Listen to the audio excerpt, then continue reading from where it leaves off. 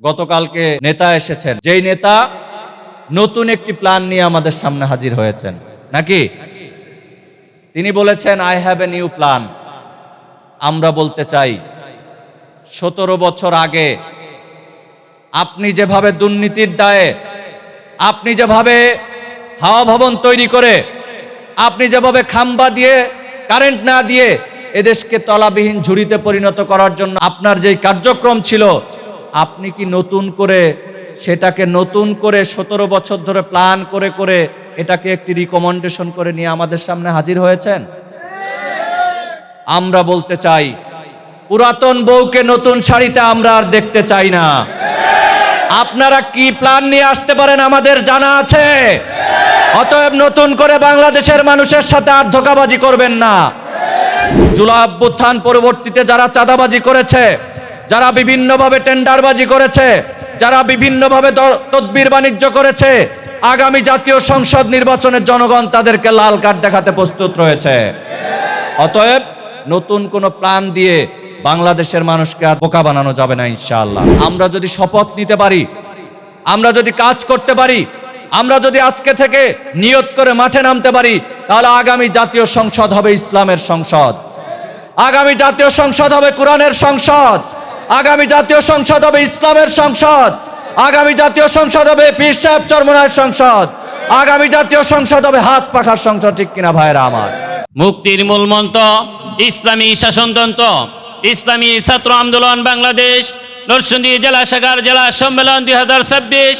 এই পর্যায়ে প্রধান অতিথির বক্তব্য নিয়ে আসছেন ইসলামী ছাত্র আন্দোলন বাংলাদেশ কেন্দ্রীয় কমিটির সহসভাপতি, ঢাকা বিশ্ববিদ্যালয়ের মেধাবী ছাত্র নেতা ইমরান হোসেন নূর। বক্তব্য নিয়ে আসছেন ছাত্র নেতা ইমরান হোসেন নূর।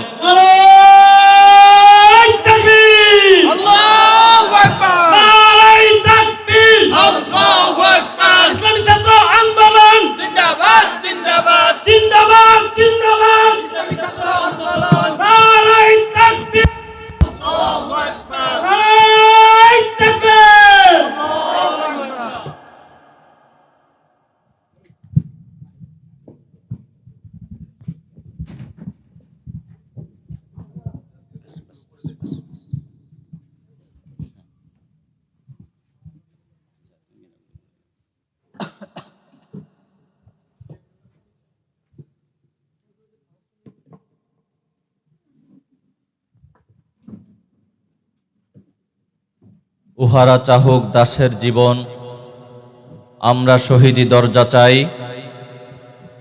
নিত্য মৃত্যু ভিতরা, মোরা মৃত্যু কোথায় খুঁজে বেড়াই। ইসলাম দেশ মানবতার অতন্দ্র প্রহরী সংগঠন ইসলামী ছাত্র আন্দোলন বাংলাদেশ নরসিংদী জেলার আজকের এই জেলা সম্মেলনের সংগ্রামী সভাপতি, উপস্থিত রয়েছেন ইসলামী আন্দোলন বাংলাদেশের নরসিংদী জেলার নেতৃবৃন্দ, উপস্থিত রয়েছেন নরসিংদীর কৃতি সন্তান ইসলামী ছাত্র আন্দোলন বাংলাদেশের কেন্দ্রীয় কারিগরি শিক্ষা সম্পাদক, নরসিংদী জেলার সাবেক সভাপতি সহযোদ্ধা মোহাম্মদ খায়রুল কবির, উপস্থিত আছেন ইসলামী যুব আন্দোলন বাংলাদেশের কেন্দ্রীয় ত্রাণ ও সমাজ কল্যাণ সম্পাদক যুবনেতা ইঞ্জিনিয়ার ইহতেশামুল হক পাঠান এবং ইসলামী আন্দোলন বাংলাদেশ এবং সহযোগী সংগঠনের নরসিংদী জেলার বিভিন্ন পর্যায়ের নেতৃবৃন্দ, আমার সামনে উপস্থিত আগামীর স্বপ্নীল আদর্শিক বাংলাদেশ গড়ার দৃঢ় প্রত্যয়ী আমার শিক্ষার্থী বন্ধুগণ, সবাইকে ইসলামী ছাত্র আন্দোলন বাংলাদেশের পক্ষ থেকে সংগ্রামী সালাম এবং মোবারকবাদ জানাচ্ছি। সংগ্রামী উপস্থিতি, ইতিমধ্যেই বক্তারা বলেছেন ইসলামী ছাত্র আন্দোলন বাংলাদেশ কেন প্রতিষ্ঠা হয়েছে, কি লক্ষ্য এবং উদ্দেশ্য নিয়ে এদেশের শিক্ষার্থীদের মধ্যে কাজ করছে এবং 1991 সালে প্রতিষ্ঠিত এই সংগঠন আজকে 34 বছরে এই দেশ, এই মানবতা, এই মাটি এবং মানচিত্রকে কি উপহার দিয়েছে আমরা নিশ্চয় অবগত হয়েছে, ঠিক কিনা ভাইরা আমার? ইসলামী ছাত্র আন্দোলন বাংলাদেশ এদেশের শিক্ষার্থীদের মধ্যে নৈতিক এবং চারিত্রিক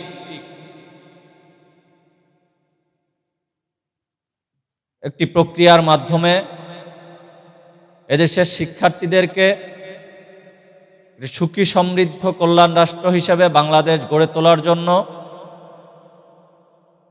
একটি আদর্শিক প্রজন্ম তৈরি করতে চায়। যে আদর্শিক প্রজন্ম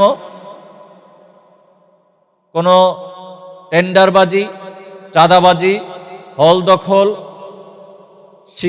শিক্ষা এবং শিক্ষার্থীদের মাঝে এবং শিক্ষকদের মাঝে একটি মেলবন্ধন তৈরি করার জন্য এবং সমস্ত ধরনের হল দখল, চাঁদাবাজি, টেন্ডারবাজি এগুলো থেকে শিক্ষার্থীদেরকে বিরত রাখার জন্য কাজ করে যাচ্ছে।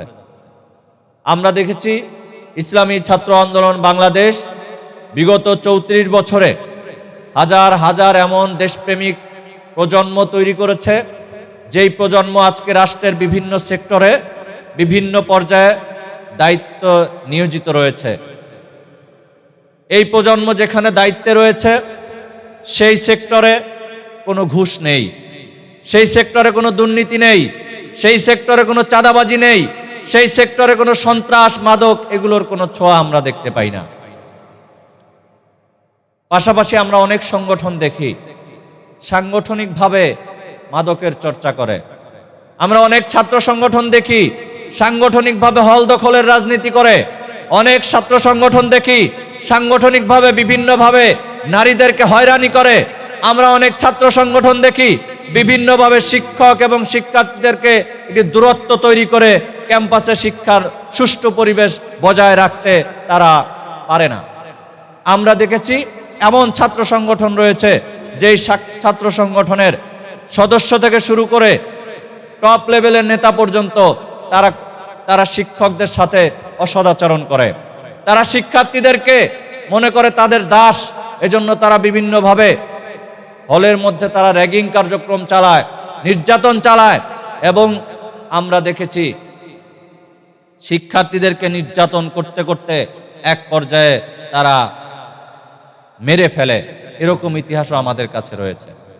কিন্তু ইসলামী ছাত্র আন্দোলন বাংলাদেশ গোটা বাংলাদেশের মধ্যে এমন কোনো কালিমা, এমন কোনো নজির নেই যেখানে হল দখল, চাঁদাবাজি, টেন্ডারবাজি, ইফটিজিং, মাদক এবং শিক্ষকদের সাথে কোনো ধরনের অসদাচরণ করেছে এরকম একটা নজিরও কেউ দেখাতে পারবে না, ঠিক কিনা ভাইরা আমার?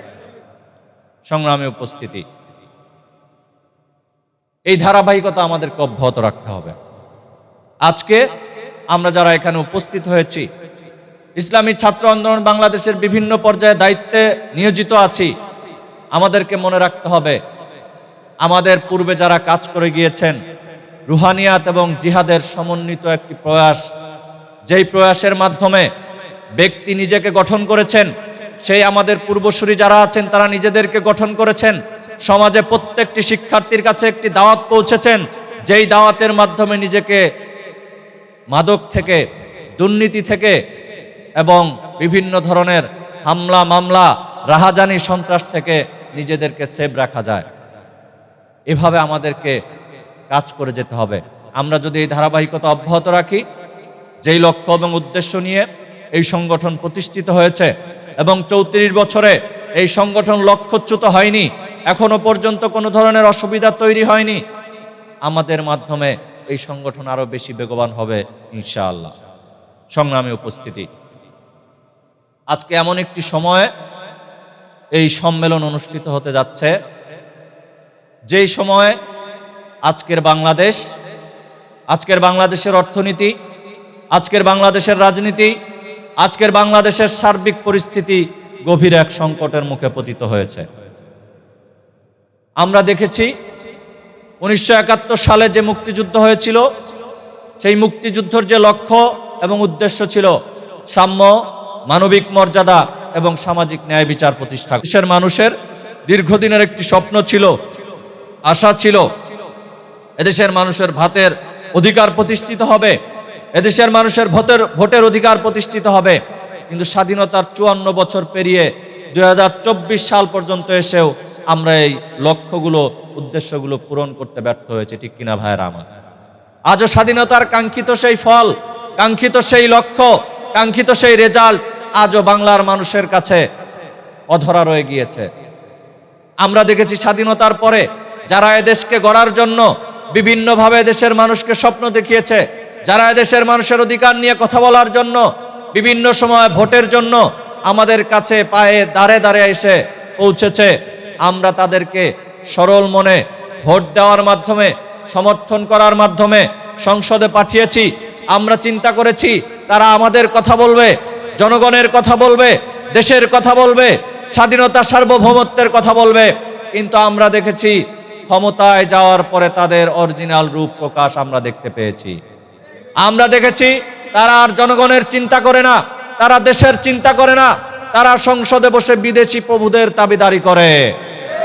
আমরা দেখেছি তারাই জনগণের চিন্তা করে না, নিজেদের আখের গোছায় এক একজন সম্পদের পাহাড় গড়ে হাজার হাজার কোটি টাকা বিদেশে পাচার করে, নিজেদের ছেলে মেয়েকে বিদেশে উচ্চশিক্ষায় শিক্ষিত করে। আর বাংলার মানুষ, হাজার হাজার মানুষ আজ না খেয়ে ফুটপাতে, আজকে শীতের জন্য কষ্ট নিবারণ করার জন্য কোনো বস্ত্র তারা পায় না, তারা আজকে নিদারুণভাবে জীবন যাপন করছে। অথচ তারা আজকে সুখে সমৃদ্ধিতে জীবন যাপন করছে। এক একজন এমপি হয়েছে, এক একজন মন্ত্রী হয়েছে আপনার আমার ট্যাক্সের টাকায়, এক একজন সুন্দর জীবন যাপন করছে আপনার মতো আমার মতো মানুষের ঘাম ঝরা, রক্তকে পানি করা টাকা তারা অবৈধভাবে বিদেশে পাচার করে সম্পদের পাহাড় গড়েছে। আমরা দেখেছি স্বাধীনতার পরে এরকম অসংখ্য নেতার আমরা দেখতে পেয়েছি, অসংখ্য দল যারা বিভিন্ন সময়ে ক্ষমতায় এসেছে, তাদের ইশতেহারে জনগণের কথা লিখেছে, কিন্তু বাস্তবে তাদের অবস্থান ছিল সম্পূর্ণ জনগণের বিপরীতে। এজন্য আমরা দেখেছি আওয়ামী লীগ ক্ষমতায় এসেছে, আওয়ামী লীগ যখন এরকম করেছে, জনগণ আবার পরিবর্তনের আশায় বিএনপিকে ক্ষমতায় এনেছে, বিএনপি আবার এরকম করেছে, এরশাদকে ক্ষমতায় এনেছে। কেউই এদেশের শান্তি এবং মুক্তি দিতে পারে নাই। যেই কারণে আমরা দেখলাম 16 বছরের এই জগদ্দল পাথরের মতো চেপে বসা ফ্যাসিবাদ আওয়ামী সরকার এবং শেখ হাসিনা 16 বছর ধরে বাংলাদেশের মানুষের কথা বলার স্বাধীনতাকে হরণ করেছে। এই ফ্যাসিবাদী শেখ হাসিনা এবং আওয়ামী লীগ সরকার বিদেশে সম্পদের পাহাড় গড়েছে, কানাডায়, লন্ডনে বেগমপাড়া তৈরি করেছে, বিভিন্ন জায়গায় তাদের সম্পদের বেহিসাব সম্পদ তৈরি করেছে। আর বাংলাদেশের মানুষের ভাগ্যের আকাশে কোনো নতুন চাঁদ উদিত হয়নি আমরা দেখেছি। যার কারণে আমরা মনে করি 24 সালে শিক্ষার্থীরা একটি আন্দোলন করলো, সংগ্রাম করলো, বৈষম্য বিরোধী ছাত্র আন্দোলনের ব্যানারে শেখ হাসিনা এবং আওয়ামী লীগ এই দলটাকে নিশ্চিহ্ন করে দিয়ে বাংলাদেশ থেকে বিতাড়িত হতে বাধ্য করেছিল। কিন্তু আমরা যেই স্বপ্ন এবং উদ্দেশ্য নিয়ে 24-এ গণঅভ্যুত্থান করেছি, আজকে অভ্যুত্থানের 1.5 বছরের মাথায়ও আমরা আবারও হতাশ হয়েছি। আমরা দেখেছি একদিকে যেই সরকার অভ্যুত্থান পরবর্তীতে ইন্টারিম সরকার আসলো, যারা এদেশের হাজার হাজার শিক্ষার্থী, হাজার হাজার ছাত্র জনতার রক্তের উপর দাঁড়িয়ে সরকার গঠন করলো, তাদের উচিত ছিল সকল রাজনৈতিক দলকে এক পাশে রেখে আগে জনতার কথা ভাবা, আগে শিক্ষার্থীদের কথা ভাবা। কিন্তু তারাও সেটা করতে ব্যর্থ হয়েছে।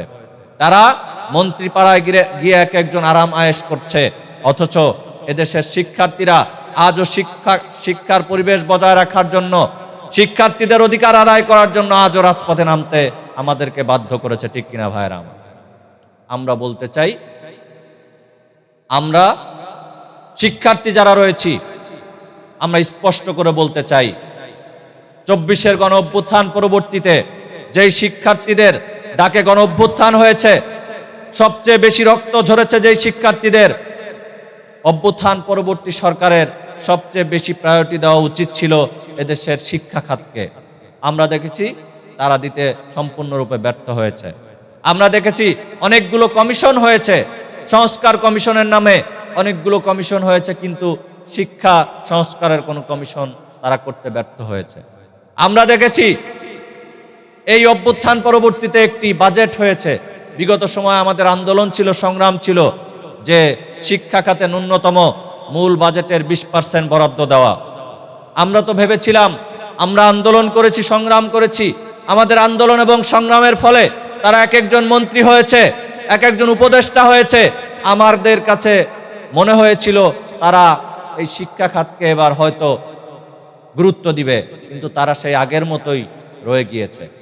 এজন্য আমরা বলতে চাই, 24-এর গণ অভ্যুত্থান পরবর্তীতে আমরা ভেবেছিলাম শিক্ষার্থীদের কাজ মনে হয় ফুরিয়ে গিয়েছে, কিন্তু আমরা আজকে স্পষ্ট করে বলতে চাই, শিক্ষার্থীদের অধিকার আদায়ের জন্য, ক্যাম্পাসে শিক্ষার সুষ্ঠু পরিবেশ আদায় করার জন্য আবারও যদি আন্দোলন করতে হয়, আবারও যদি লড়াই করতে হয়, আবারও যদি সংগ্রাম করতে হয়, আমরা ইসলামী ছাত্র আন্দোলন বাংলাদেশ প্রস্তুত রয়েছি। আমরা বলতে চাই, আমাদের আন্দোলন শেষ হয় নাই, আমাদের সংগ্রাম এখন অব্যাহত রয়েছে।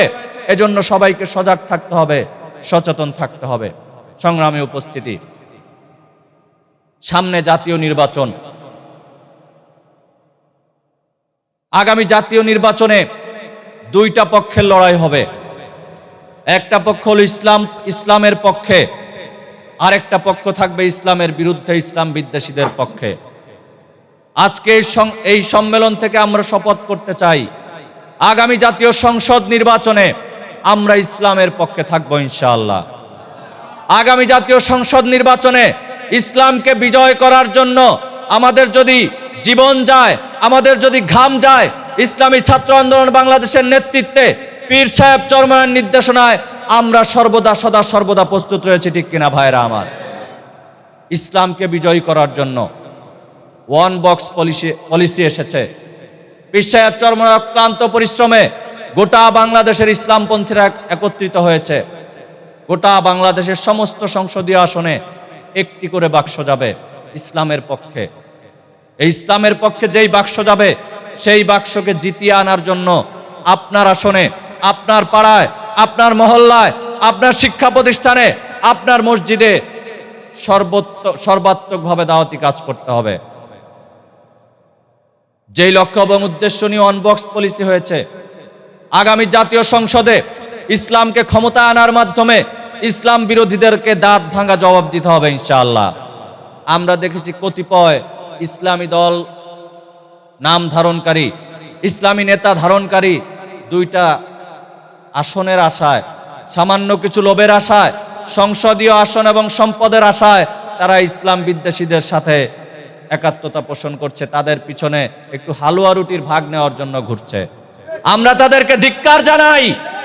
ইসলামের নামে এরকম করে যারা বিভিন্নভাবে ইসলামকে বেঁচে খাওয়ার জন্য ধান্দা ফিকির করছে, আগামী জাতীয় নির্বাচনে তাদেরকেও প্রতিহত করতে হবে।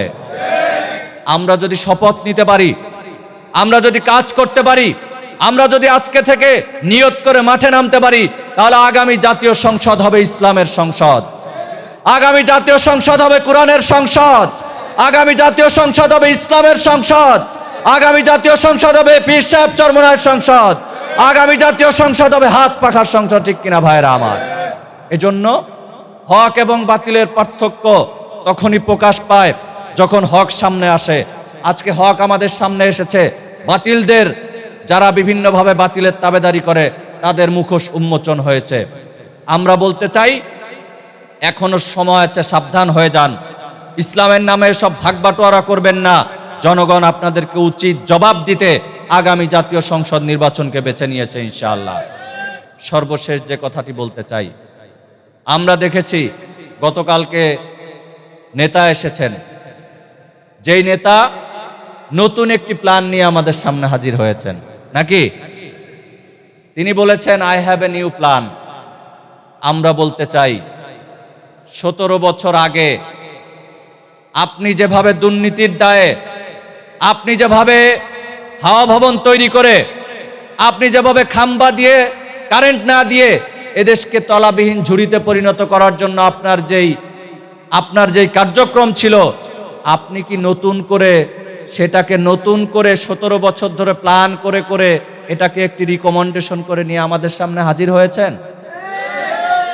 আমরা বলতে চাই, পুরাতন বউকে নতুন শাড়িতে আমরা আর দেখতে চাই না। আপনারা কি প্ল্যান নিয়ে আসতে পারেন আমাদের জানা আছে। অতএব নতুন করে বাংলাদেশের মানুষের সাথে আর ধোঁকাবাজি করবেন না। পাশাপাশি বলতে চাই, 24-এর জুলাই অভ্যুত্থানে আমরা ফ্যাসিবাদের কবর রচনা করেছি। জুলাই অভ্যুত্থান পরবর্তীতে যারা চাঁদাবাজি করেছে, যারা বিভিন্নভাবে টেন্ডারবাজি করেছে, যারা বিভিন্নভাবে তদবির বাণিজ্য করেছে, আগামী জাতীয় সংসদ নির্বাচনে জনগণ তাদেরকে লাল কার্ড দেখাতে প্রস্তুত রয়েছে। অতএব নতুন কোনো প্ল্যান দিয়ে বাংলাদেশের মানুষকে আর বোকা বানানো যাবে না ইনশাআল্লাহ। অতএব আমাদেরকে সজাগ থাকতে হবে, সচেতন থাকতে হবে। কোনো চাঁদাবাজ, কোনো দুর্নীতিবাজ, কোনো নতুন নব্য স্বৈরাচার যেন বাংলাদেশের ক্ষমতার মসনদে আর যেন বসতে না পারে। এজন্য আমাদের সজাগ থাকতে হবে, সচেতন থাকতে হবে। এই আশাবাদ ব্যক্ত করে সকলের প্রতি উদাত্ত আহ্বান রেখে নরসিংদীর প্রত্যেকটি সংসদীয় আসনে আগামী জাতীয় সংসদ নির্বাচনে ইসলামকে বিজয়ী করে আমরা যদি সংসদে পাঠাতে পারি, তাহলে নরসিংদী থেকেই ইসলামের বিজয়ের সূচনার উত্থান হবে বলে আমি বিশ্বাস করি ইনশাআল্লাহ। কি আপনারা কাজ করবেন তো? কারা কারা কাজ করবেন? আল্লাহু আকবার, নারায়ে তাকবীর।